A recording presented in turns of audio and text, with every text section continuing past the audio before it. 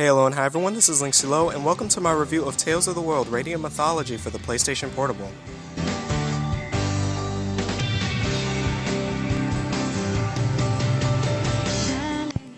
Known in Japan as Teruzu Obaza Warudo Radianto Maizoroji, was developed by Alpha System and released by Namco Bandai Games in North America on July 17, 2007.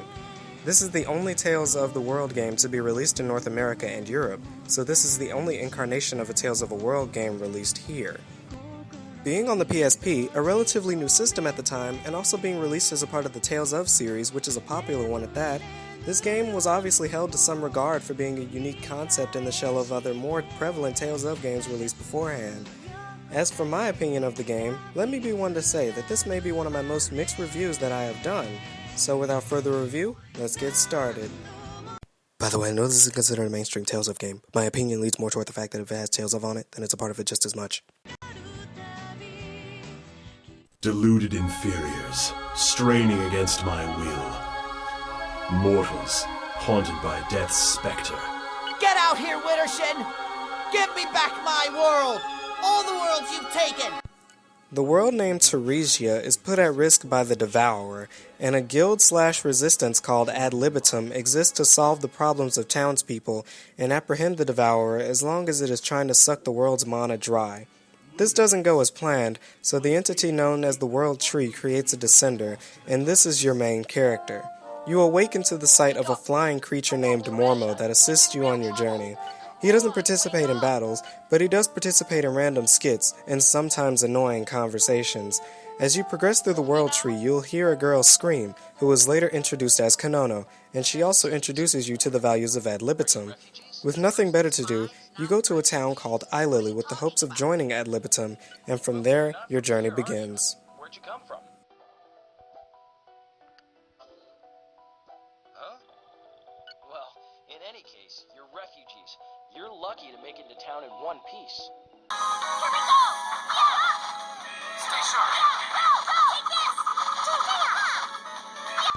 The gameplay is a system that is found in Tales of the Abyss, which allows you to run freely around the battlefield.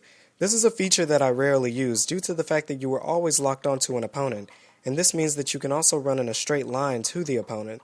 This does make combat a more natural experience, but I can also say that combat is not the most fluid combat system ever.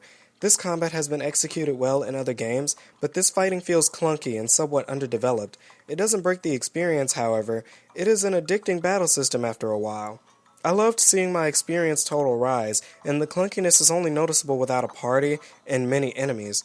Overall, the combat is hit or miss. As I have previously mentioned, you can use and play alongside different characters from the Tales of series, and the amount of characters does not disappoint. You have characters from Tales of Fantasia such as Chester and Archie Klein, Tales of Symphonia such as Lloyd Irving, Rain Sage, the guild leader, Kratos Arion, and Gina Sage. Even Tales of Destiny characters like Leon Magnus, Ruti Katreya, I like Ruti Katreya, and Stan Aileron.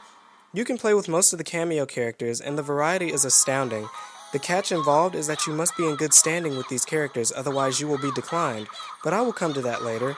Included with this, you can, with playtime, acquire new jobs identical to most of these characters.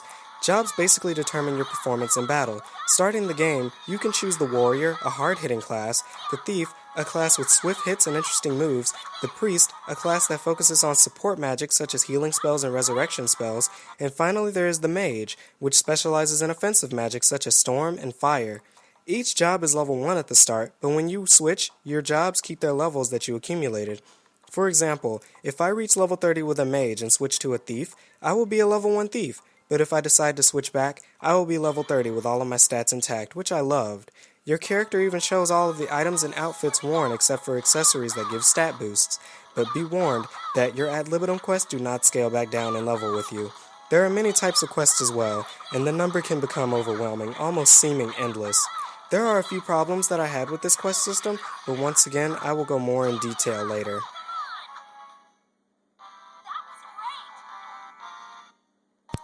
The soundtrack in this game was appropriate for all of the situations that arose, from sad to funny to even a song for meeting new people. There isn't a piece of it that I didn't like except for the Hollow Bastion music, but that is more ambiance than music. In short, it passes. Now, remember when I said I would get to all of my gripes later?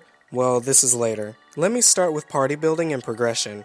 Now, when I say decline, I mean that they literally reject your invite to join your party. At first, it is understandable considering that at the beginning everyone doesn't like you. Wait, what? First of all, if I just met them, how can they have such a narrow-minded opinion of me? Especially since, in cutscenes, they say that they do like me, but in the evaluation menu, it says that they don't.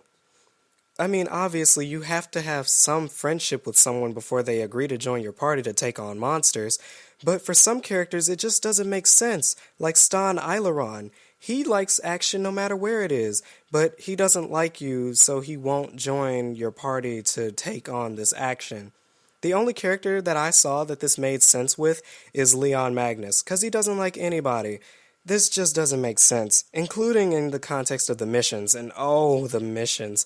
Some missions just break logic. For example, there is one mission type where you have to kill one enemy in order to protect crops, protect people, or protect buildings, or something like that.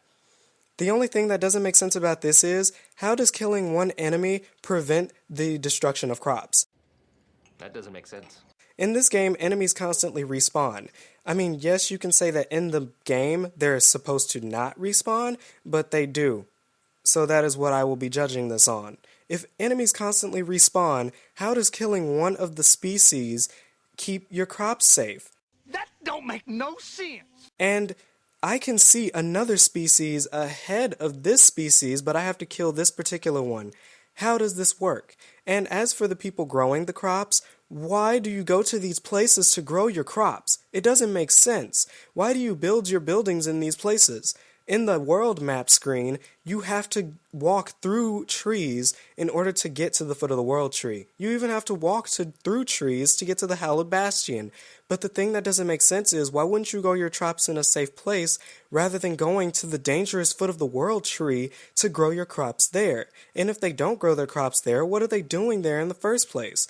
And if enemies exist outside of the foot of the world tree, why are we going to the foot of the world tree to kill these monsters? It just doesn't make sense. But on the bright side, all of these missions give you fame points that go toward progression of the story. Yes, you have to be famous to stop mysterious earthquakes. You have to be famous to kill the equivalent of a demigod. There is no logic. And to top it all off, there are more mission types than I can count on one hand, and this includes crafting. This aspect is rather simple. You get material, press the X button, and voila, you have what you wanted to make. The higher the crafting level, the higher the chance of you making the desired item.